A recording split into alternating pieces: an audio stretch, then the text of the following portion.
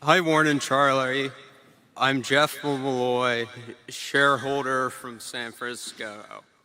In recent years, American companies have taken on a more active role in the political realm, whether it is speaking out against specific bills or promoting various social causes, often at the behest of shareholder or employee groups. While the goals of these movements can be laudable, they risk alienating significant portions of customer and employee bases. How should CEOs decide which issues to take a stand on, or whether their companies should engage in the political realm at all? Thank you. That's a terrific question. And that is one, obviously, I've had to think about plenty. And at one point, I said, I don't put my citizenship in a blind trust when I take the job as CEO of Berkshire. But I've also learned that you can make a whole lot more people sustainably mad than you can make temporarily happy by speaking on any subject. And on certain subjects, they will take it out on our companies. And that means that the people that are employed by us, some of them we would end up letting go. It means that the shareholders get hurt. And do I really think that it's so important that I talk on every possible subject that people can get very upset about, whether they should be asked to pay that price? And I've come to the conclusion the answer is no. Why in the world do I want to hurt the people in that other room that do all kinds of things for Berkshire? Why do I want to hurt you because I say something that 20% of the country is going to instantly disagree with, and sometimes they will be so upset about it that they will try and take it out. And since they can't scream at me, they may have campaigns against their companies or anything else. So I think it applies to me.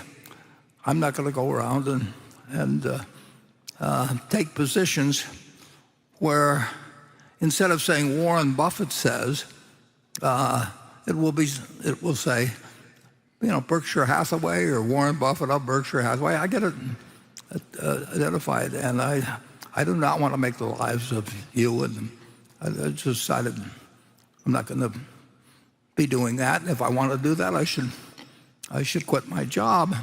And if I think my citizenship, speaking out, is that important, I'll give up what I love the most, which is having this job. I don't want to do that. So I've decidedly backed off. I don't want to say anything that will get attributed basically to Berkshire and have somebody else bear the consequences of what I talk about. And so that's where I stand. And I can tell you that at most companies, or many, that isn't fair, but in a great many companies, the CEOs, they have to think about what their board says to them, and they've made a point of electing people to their boards because it's socially acceptable, who represent different constituencies, sometimes very strongly. And if they think they're stakeholders for this group and that group and that group, they'll get pressured by their boards to take positions, and it's just a territory that we're not going to get into. Charlie, how do you feel about that? Well, even more than you, I have to be very careful about what I say.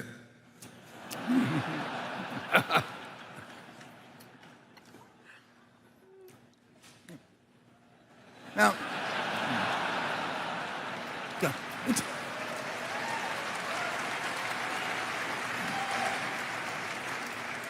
And the difference between the two of us is I can't resist saying a little more. I see headlines in papers just time after time after time that say, Buffett's buying such and such. Well, I'm not buying such and such.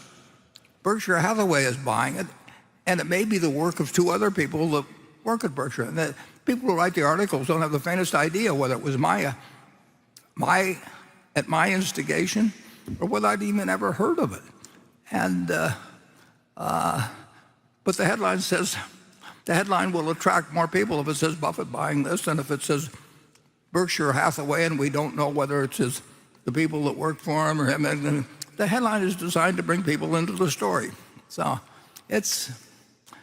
the confusion is terrible. And the easiest thing to do is to basically shut up and not have a bunch of people facing consequences that they didn't ask for in the first place. So with that, but I'm glad you asked that question. That is a good question, and I probably thought more about that question than I think about whether this stock or that stock is cheap. And with that, we'll go to let's see, that was station 4. We'll go back to Becky. Please like and subscribe. Thank you.